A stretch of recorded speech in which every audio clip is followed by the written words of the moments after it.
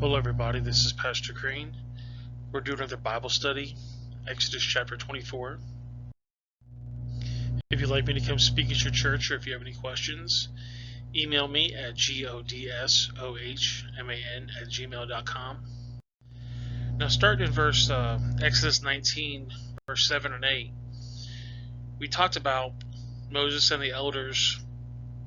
Basically, they were talking about what's going on. And Moses basically told the people what God said. And if you go down to verse 8, it says, "And all the people answered together, and they said, All that the Lord has spoken, we will do." And Moses returned the words of the people unto the Lord. And if you read the Exodus, if you check out Exodus 19, you're going to see that's one of the biggest mistakes the Israelites ever made. Now we get in Exodus 24, verse 1. "And he said unto Moses, Come up to the Lord, thou and Aaron, and Nadab, and Abihu, and 70 of the elders of Israel, and worship ye afar off." So 74 people are going to go up to the mountain, and they're going to talk to God. "And Moses alone shall come near to the Lord, but they shall not come nigh, neither shall the people go up with them." So just the 74 people are going to go up to the top of the mountain to see the Lord. But Moses is the one that's going to get close. But all the 74 people are going to get to see God. And everybody else has to stand on the bottom of the mountain and listen. "And Moses came and told the people all the words of the Lord and all the judgments. And the people answered with one voice and said, All the words which the Lord has said we will do." That's the second time they've said, whatever God says, we're going to do it. "And Moses wrote all the words of the Lord, and rose up early in the morning, and built an altar under the hill, the 12 pillars, according to the 12 tribes of Israel. And he sent young men of the children of Israel, which offered burnt offerings, and sacrificed peace offerings of oxen to the Lord. And Moses took half of the blood, and he put it in basons, and half the blood he sprinkled on the altar. And he took the book of the covenant, and he read to the audience of the people, and they said, All the Lord has said we will do, and be obedient." So that's 3 times now the people of Israel have said, whatever God says, we're going to do it. And in this one it says we're going to be obedient. We're going to follow everything he says.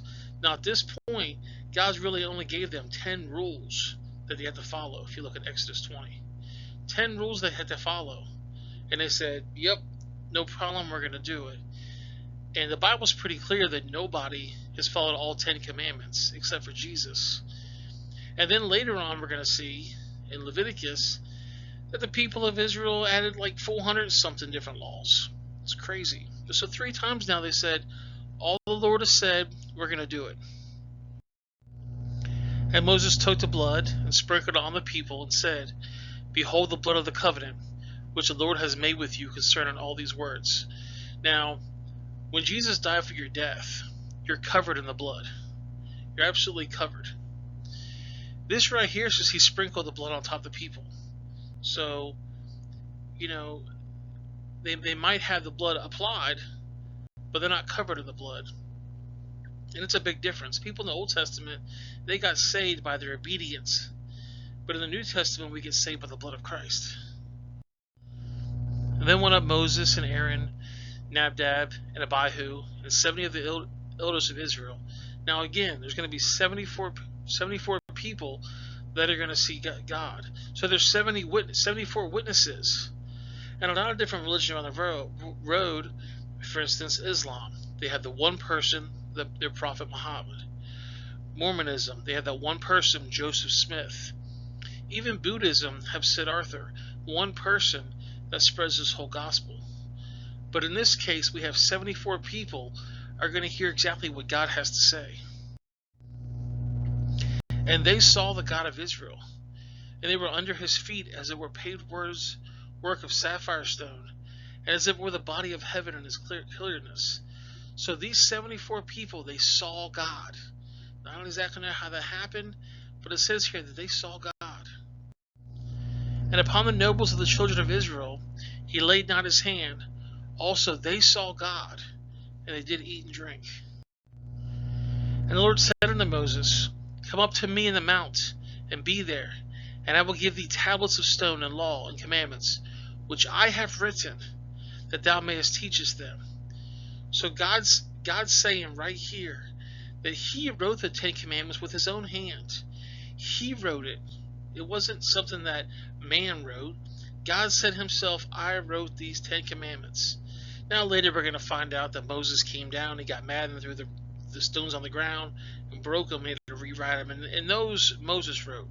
But these right here, God wrote with His own hands. And Moses rose up, and his minister Joshua, and Moses went up to the Mount of God. And he said unto the elders, Tarry ye here for us, until we come again unto you. And behold, Aaron and Hur are with you. And if any man have any matters to do, let him come unto them. Now, any good leader is going to have people that are going to take them place once they die.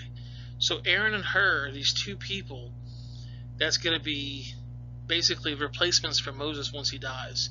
They're going to be leaders that people are going to look up to. And Moses went up to the mount, and a cloud covered the mount. And the glory of the Lord abode on the Mount of Sinai. And the cloud covered it 6 days. And on the 7th day he called unto Moses out of the midst of the cloud. So it says that Moses wasn't even called upon for 6 days. The 7th day he was finally called upon. What do you guys think Moses was doing during these 6 days? You know, sometimes in life we pray to God and we say, God, I need this. I want this. You know, I want you to do this or that. And sometimes God takes a while to answer you. God waited 6 days to talk to Moses. Sometimes we have to be patient. You know, God's not sitting up there going, oh, whenever they call on me, I'm going to be their little genie. I'm going to answer their questions. God works on His time. And it took Him 6 days to talk to Moses. And the sight of the glory of the Lord was like a devouring fire on the top of the mountain in the eyes of the children of Israel. So the people that are on the bottom of the mountain, all they could see up in the sky was this cloud of fire, a devouring fire. They could hear what God was saying, but they couldn't see Him. And Moses went up to the midst of the cloud, and gat him up to the mount. And Moses was in the mount 40 days and 40 nights. So Moses is up there 40 days and 40 nights. And we're going to find out later that when he came down, his face was glowing. You know, sometimes when you have an intimate, time with God, you're just a little different, you know. And so this right here says that Moses was up there in the mountain for 40 days and 40 nights. He was just soaking up everything the Lord had to say to him. Well, guys, that's the video. That was a short one today. I appreciate you guys watching it. If you have any questions, you can email me. You can comment below. Make sure you like and subscribe. And if you guys want to share this Bible study, share it with your friends. Apparently YouTube likes when you share things. The bottom right corner is going to be the Exodus Bible study. Top left corner is going to be Genesis. And then the bottom left corner is going to be a video that YouTube picks for you. Anyways, guys, I appreciate you guys watching it. I'll see you guys next time. Have yourself a great day.